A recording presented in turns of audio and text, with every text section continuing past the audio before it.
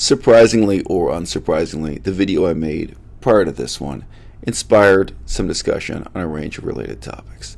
I think it is a new and somewhat unsettling notion for many of you that you and your diagnosis are one and the same thing. If you've been diagnosed with dyslexia, it's not that you're a person who can read just as rapidly as everyone else, but you have dyslexia as something separate and separable from who you are and the conduct of your character.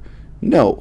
The reality is you're a person who reads poorly. You're a person who has tremendous trouble reading. You're a person who needs special education and special training to be able to read at the same speed as other people.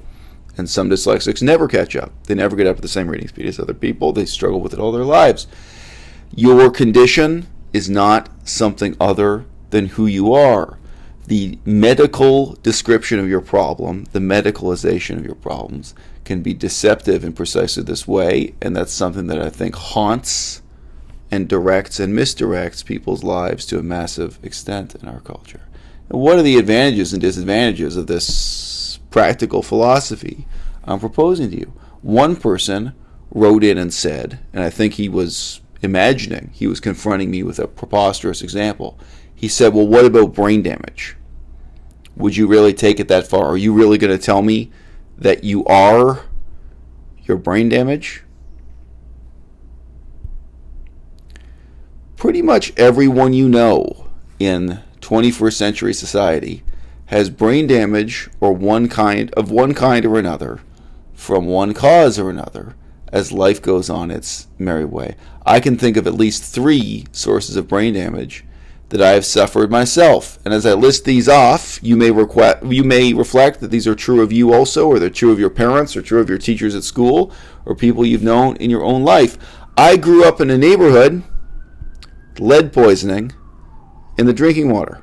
My father did not care. And I grew up in the days when you bought concentrated orange juice in a can. You bought a frozen can that went in the freezer with the orange juice in it, and you mixed it with tap water, about 5 parts to 1, I think.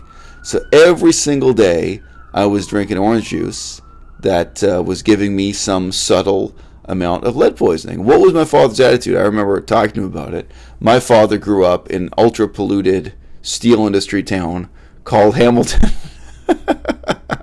So all the water he drank growing up was polluted, and the water people swam in Hamilton Harbor was polluted, and he turned out fine, and he just fundamentally did not care. And during my lifetime, the city government had to dig up and replace all the pipes. The pipes had, lead soldering, lead connections, this kind of thing. That was the source of the lead poisoning in my neighborhood. You've probably heard some salacious news stories just lately, especially about African Americans, for whatever reason, African American neighborhoods that had lead poisoning, and the sort of suspicion that the federal government of the United States didn't care, or the local state government didn't care, due to some implicit racism and this kind of thing. Look, one way or the other, lead poisoning is colorblind. A lot of the problems I've been reading about in some of those newspaper stories lately, it is quite possible my behavioral problems as a child were as a result of lead poisoning, and I have no idea to what extent my brain development was impaired by lead poisoning. Number 2, concussion. You've probably heard Vegan Gaines talk about the extent to which he had serious concussions from playing ice hockey. Don't know to what extent it changed his character. Don't know to what extent it created the problems he complains about this day. Durian Rider, another well-known vegan YouTuber, very serious head and skull injury, changed his life. He talked about that in the old days. I don't think he's talked about it for a couple of years, but whatever. That's all still up on the internet if you want to know. I had a bicycle accident as a child, kind of a medium-sized child. I would guess maybe I was 10 years old, something like that. Not tiny, but not real big. Maybe I was 8 or 9, but I really forget. And didn't bump into anything, just smashed over, hit my head into the sidewalk, and had all the serious effects of concussion, where you had kind of memory lapses, and you have all these weird, visual effects where you're looking around, you're not really seeing strange colors and stuff. I had all these effects of a concussion. Never know how it affected me.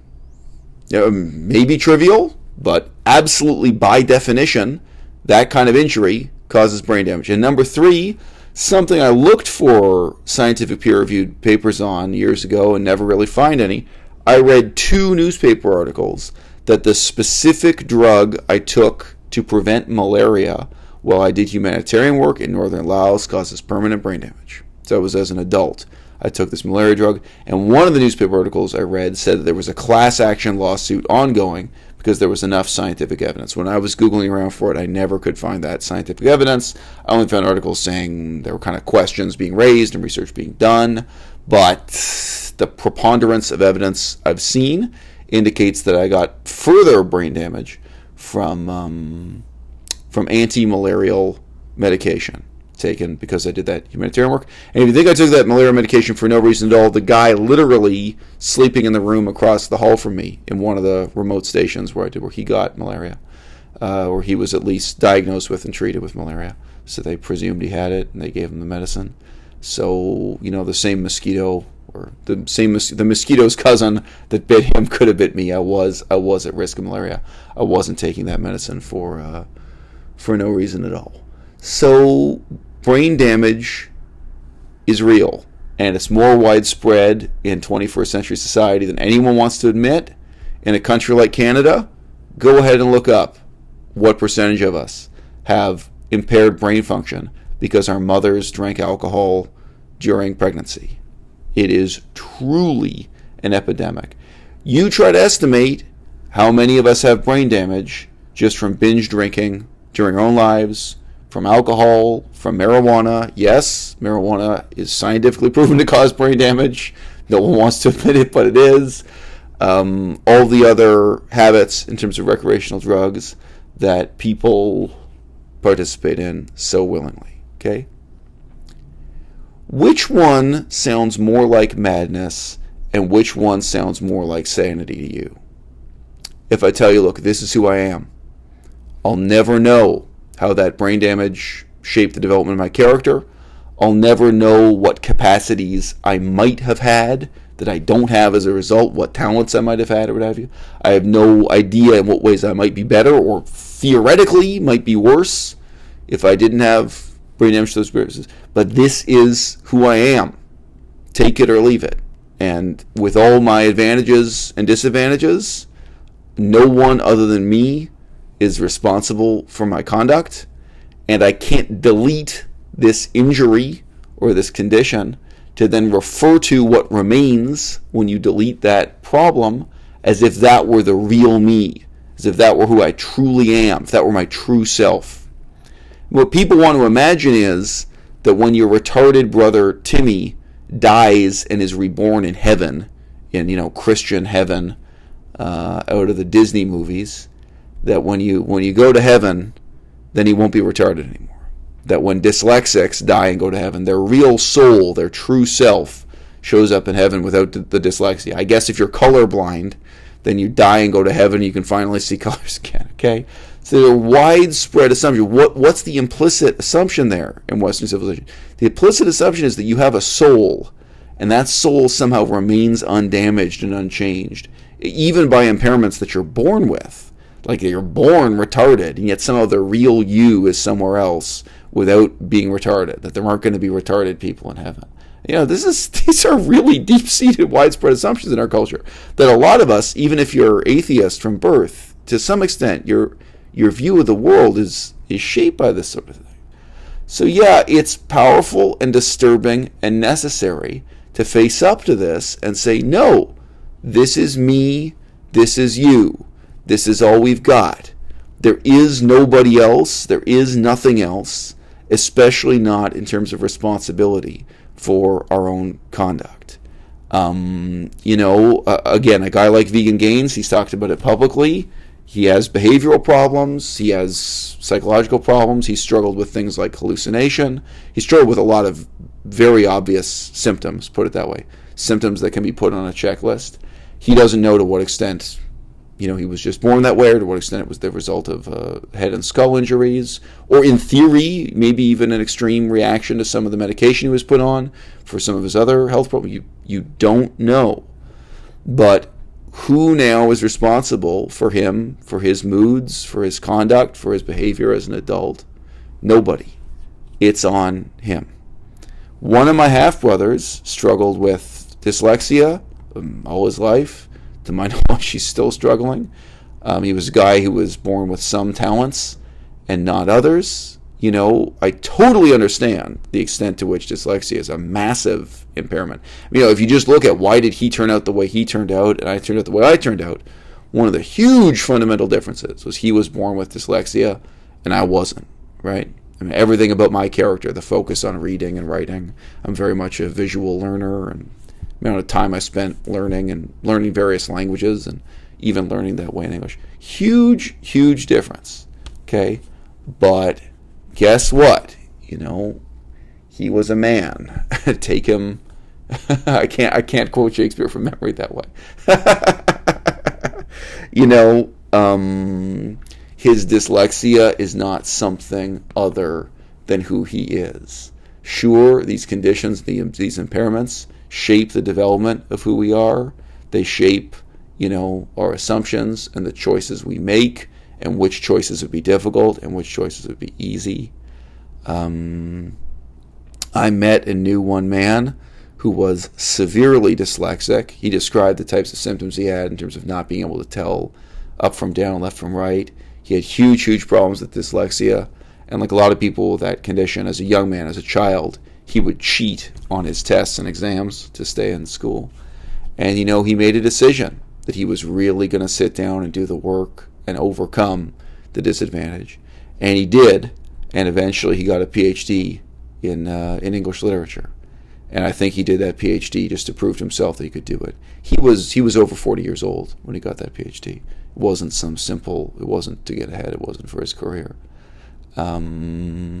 Now, he probably could not have done that work. He probably couldn't have got that PhD at age 25, but he did the work, he set himself the task, and he did it by age 40. Guys, these are only the disadvantages that are the easiest, the most palpable for us to discuss. Brain damage, dyslexia. You know what's really hard to discuss? The way in which our whole perception of the world, our brains, our minds, our character are shaped by our first language. I will never see the world the way someone who speaks Chinese as their first language will. Doesn't matter how hard I work on learning Chinese as my second language. I can never see the world the way someone who speaks Cree or Ojibwe or Cambodian or Laotian speaks the world as their first language. Okay? The language we speak shapes the development of our character. It shapes our assumptions about what's reasonable and what's unreasonable. It shapes the development of our emotions and the expression of our emotions, even in our dreams, even when we sleep. Our ideas about marriage and romantic love and so many things. Sure, they're shaped by religion and culture. You can talk in these abstractions. But in a very, very real sense, if you have some experience studying different languages, so much of that is bound up in language. And for me, someone who studied different languages and different cultures, that's very palpable. It's something I'm really maybe more aware of than some of you in the audience. But I know I have some people in my audience who speak 3 and 4 languages. Some of you will be keenly aware of that as well. And thus, the way our political biases and our values, what we think is valuable and worthwhile to do with our time, what matters, what's visible and invisible, it's shaped by the place you were born, the culture you were raised in, the language you speak, what's thinkable and unthinkable. For all of those things that may indeed shape the conduct of your character, that may make you an asshole or may make you very patient and steadfast, that may make you very forgiving or may make you very demanding and irascible, all of these things may shape it, right? But they can never be medicalized. You can never be diagnosed with them the way you can be diagnosed with brain damage or dyslexia. You can never use them as an excuse. And it's the excuse-making mentality, ultimately, that is so dangerous and that I'm trying to warn you guys against in these videos.